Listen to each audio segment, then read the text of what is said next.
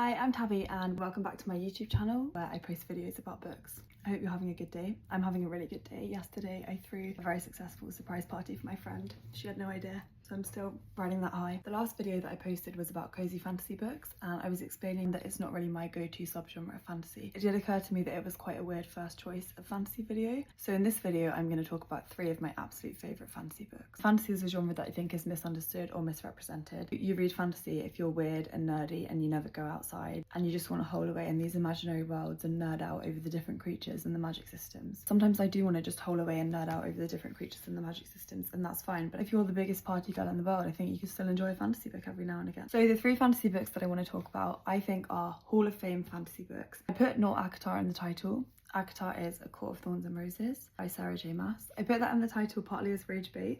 It's my first ragebait. I'm new to this YouTube thing, but I understand that ragebait is part of the game here. If that got you upset, that was my intention. Why I said that is because Acotar is a romantasy book where it's predominantly about the romance, and the only reason for the magic system in the fantasy is kind of to prop up the romance and raise the stakes of the romance. The magic doesn't really make sense. It has a lot of you're the most powerful guy ever. The political background to the world crops up only when relevant to the plot and then it disappears again. It doesn't have very thorough or thought out world building, and that's okay. That's not the point of that book. It's fun, it's flirty, it keeps you reading, you're completely hooked. When I say actually good fantasy books, these books have worlds that are so rich they feel as though they could be completely real, and as a result when you're reading them it feels like you're in those worlds. I've had times when I'm reading and someone interrupts me, this feeling of being jerked out of the story and an intense apathy towards the actual world because I'm so immersed in this fake world that I'm reading about. I just couldn't care less about what's going on in my physical body or the world that I'm in, and that kind of escapism is so interesting, especially when it gives you that kind of escapism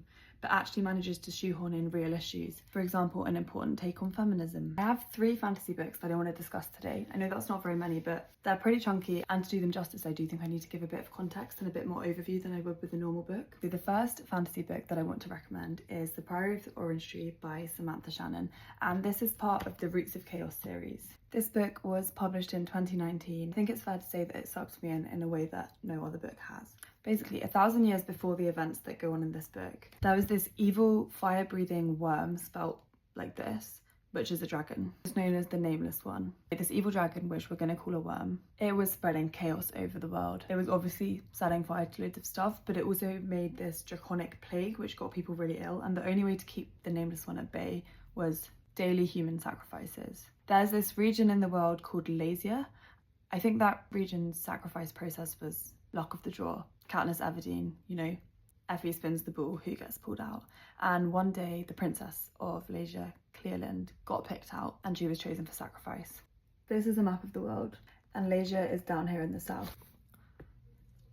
This island up here is called Innis. When you talk about fantasy books, you end up saying these weird words in the book that you've never said out loud. One of my favourite things about this book is that it features really detailed, well thought out religions that the different people in the world have. So the people of Innis believe that when Clearland got volunteered as sacrifice, this Innish knight called Sir Galion Berethnet intervened and basically said, hey Clearland, if you marry me, I'll defeat the Nameless One.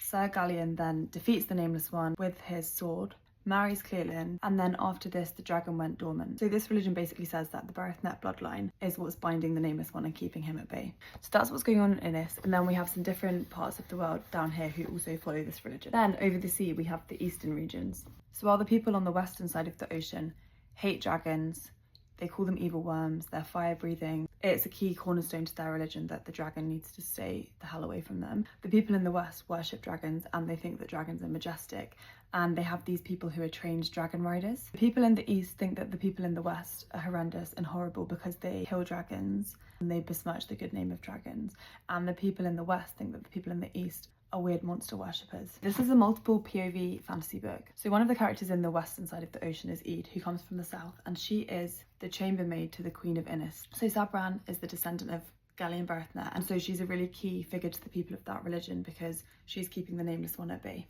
And they really want her to have an heir to carry on the bloodline because it will carry on their protection. Sabran's power is a bit tenuous at the start of this book because she's yet to produce an heir, and there have been rumblings that the Nameless One might awaken. So Ede, whose perspective we hear, she's a lady in waiting from the south. She has all of these combat powers that people don't realise she has, and she uses them to protect Sabran. The other perspective in the west is a man called Artaloth Beck, or Loth. Loth is friends with Ede and friends with Sabran, and he's part of the court of Innis. And He goes on a journey in the book.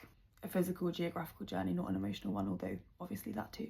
Then in the East, where the people revere dragons as gods, one of the perspectives is from Meducci Tane, who has spent her life training to become a dragon rider. The day before she has the biggest dragon riding trials of her life, she comes across an outsider. Outsiders are a really big deal because they're so scared of the draconic plague coming to their lands. The West and the East they are not in touch at all. These people are completely separate because they think they're weird dragon worshippers, they want nothing to do with them, and they think that they're plaguey germy losers. The night before her really important dragon trials, she sees an outsider and you're supposed to report them. But she knows that if she reports this outsider, then they'll cancel the dragon trials, and she does not want to risk her future. She's an ambitious girl. So she gets her friend to help hide this guy.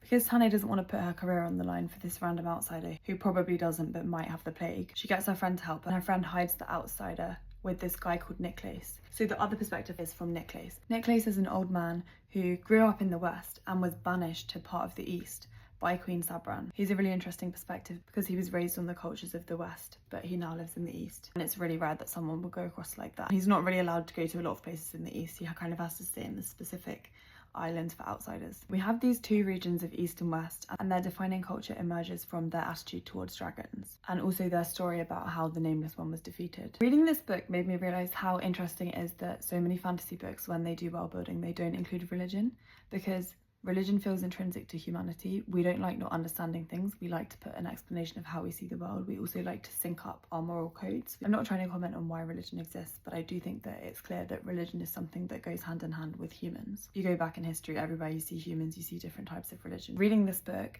experiencing the richness of culture that came with the religions, made me realise books that don't have that are missing something from the world building, or just that it's a really interesting angle. Throughout this book, there are more and more rumblings that the Nameless One is coming back from these four narrators who are from completely different backgrounds and have completely different views about why the Nameless One is coming back and what should be done about it. We hear the story of what goes down. I just think it's an act of genius to craft such a rich and interesting world. Some of the relationships in this book are so heartwarming. I don't want to say too much because I don't want to give spoilers. All of these things I've told you happen really early on in the book. I hope that gives you a flavour of what this is like and makes you at least curious to read it. My copy is signed. Okay, the next book that I want to talk about is The Hierarchy of the Will by James Islington. I think the magic system in this book puts systemic inequality through such an interesting lens because it shows what happens when certain people hoard the wealth and the power and how hard it is for people from the bottom of society to dismantle that system. The magic system is class-based and it's structured like a pyramid. Citizens continuously cede half of their personal energy and life force, which is called will, to the social rank which is directly above them. So the lowest class of people are called Octavus or Octavus. They cede half of their will to the class above them called Septimus, but they're not drawing from anyone. And what it looks like when you're ceding your will, you're aging faster, you're physically weaker, you heal slower, you're operating on half of your life force, so you're kind of a shell of a person.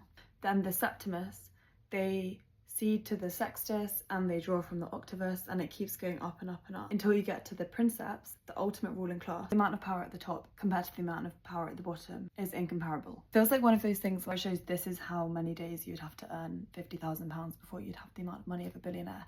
Just having these numbers puts the inequality in perspective. There's this massive compounding effect. Don't think you have to start ceding will until you're 18 or 20, but the narrator in our story isn't yet of that age. The society that they live in is called the Catalan Republic, and it's based on the Roman Empire. There's a lot of Latin-based names and words, and a lot of ancient Roman-themed descriptions and settings. The Catalan Republic, the hierarchy, may rule the world now, but they do not know everything.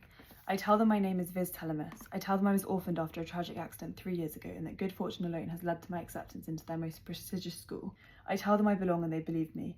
But the truth is, I've been sent to the academy to find answers, to solve a murder, to search for an ancient weapon, to uncover secrets that may tear the Republic apart, and that I will never ever cede my will to the empire that executed my family. And if the hierarchy finds out who I truly am, they will kill me. Dun, dun, dun. There is such clear systemic inequality. It makes clear how difficult it is to actually dismantle an oppressive regime. The protagonist, Viz, is a fugitive and he's an orphan prince from the last other kingdom to fall to the hierarchy. Because he was a prince, he had really extensive tutoring and he's really high functioning, smart, athletic, which is really useful when he gets sent undercover to the academy. The thing that people often criticise about fantasy books is where the main character is unrealistically good at everything.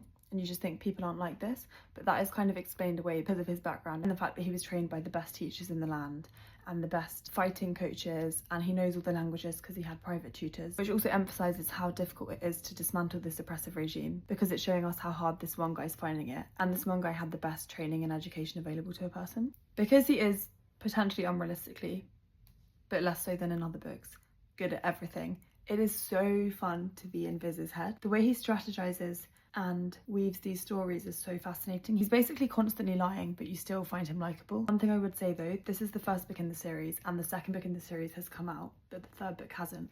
So I haven't read the second book yet because it's such an intricate, layered magic system and world. James Islington as an author doesn't patronise you as a reader. He respects that you'll be able to follow along the complexities, which is great in my opinion. It does mean that having big gaps between reading them, I can imagine you would just think, okay, right, what's going on? I'm not picking up on everything.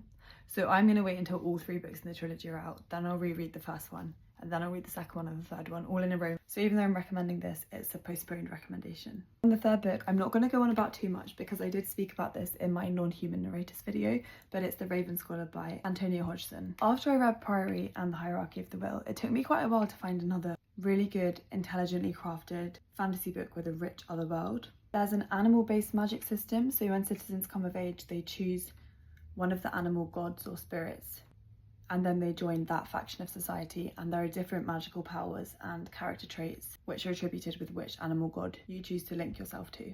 In this empire, every 24 years, the emperor has to resign and host a competition which will determine the next emperor. Each of the animal kingdoms submits one contender for the competition. So it's a competition for the throne story where you have these different characters competing and you're wondering who's going to win. Before the competition even starts, someone is killed.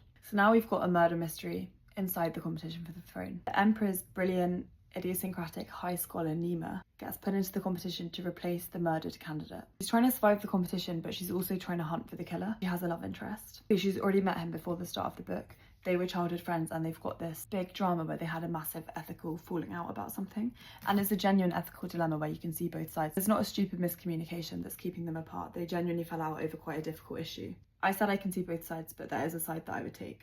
No spoilers though. I really enjoyed the flirty little love story. It's definitely a subplot and not the main story, but there are just so many layers to this book. I really recommend it. Those are the 3 fantasy books that I wanted to recommend today.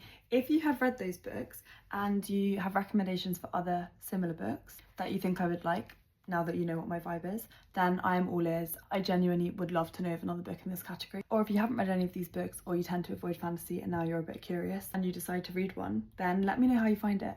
Thanks so much for watching, and I hope you have a really nice day. Bye.